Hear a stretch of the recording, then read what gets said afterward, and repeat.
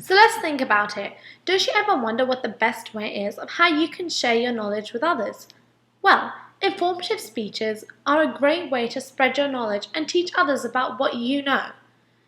Yet, the problem is you have to make that message effective, but there are certain steps that you need to take so your speech is well presented and prepared, and I'm going to inform you on how to prepare and present an informative speech.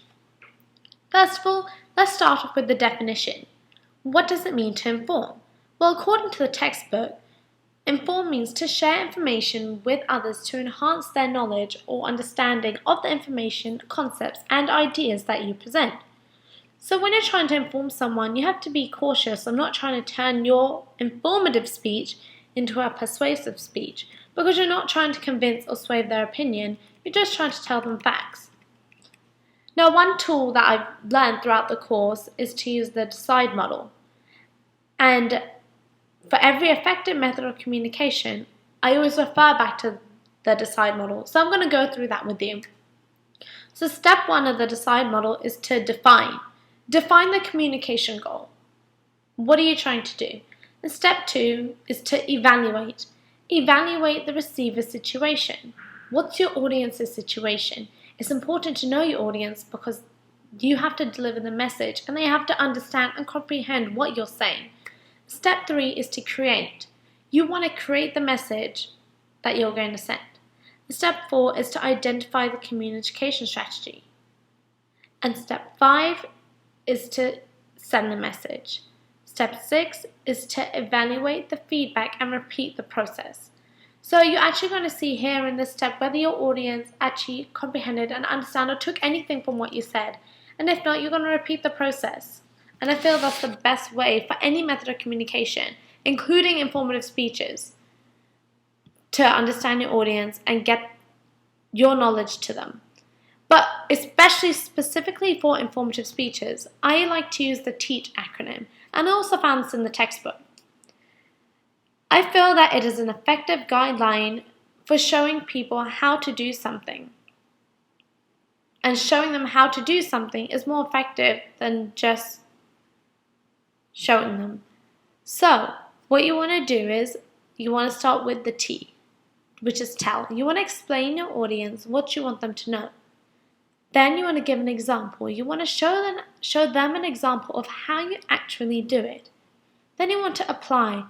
You want to give them the opportunity to apply the knowledge by performing the skill. So basically, they're going to be doing it while you're there.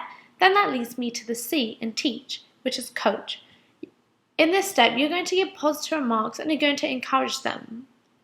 And then you're going to help them, which is the H. You're going to help them by correcting their mistakes. I know this is not a bad thing. You want them to do it properly. If you're going to inform someone, you want to make sure that you're presenting information and you're giving them the correct way to do something. So I believe that's how the best way you can prepare for your speech. And then that leads me to presenting. When you present your speech, I feel you need a visual aid. Visual aids are so important. They get the audience's attention and it just helps everyone focus on you and what they're saying. It gives them something to actually look at. And according to the book, the Everything Public Speaking book, they said props can stimulate an audience to pay closer attention because they are so rarely used. So just think about it. If you have a visual aid in your speech, it's going to make it so much more interesting. But there's other things you need to consider when you are presenting. You want to rehearse your speech before so you're more familiar with the content, so you don't really stumble. You also want to take deep breaths so you can control your nervousness, because a lot of people get anxious, but you can prevent this if you take deep breaths and speak clearly so your audience understands you.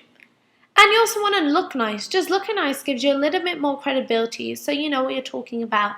Use hand gestures. You want to move a little so you're not so stagnant. And you want to give eye contact and use facial expressions when talking to your audience. Giving the eye contact really makes it feel a lot personal, especially since it is an informative speech. And you also want to be positive. I always say you never want to say, no, I can't. You always want to say, I can do this, and I can do that. Yes, it is very nerve-wracking getting in front of a group of people, but you also want to give yourself that mental prep talk so you can stand up in front of them with confidence and present what you want to present. So you want to stay positive. So to conclude, you now know how to give an effective, informative speech. And remember, it's not just about delivering the content, it's about creating and delivering it so your audience can understand and comprehend it, so they can take something away from it. And when preparing a speech, the audience is the key thing to think about. If you're going to be talking to a bunch of 3-year-olds, you want it to be really simple. But if you're talking to a bunch of CEOs, you want to use big vocabulary and harder words. And when you're presenting, you don't want to be boring. You want to sound energetic and passionate about your subject. So with my points, I hope you know how to prepare and present an informative speech.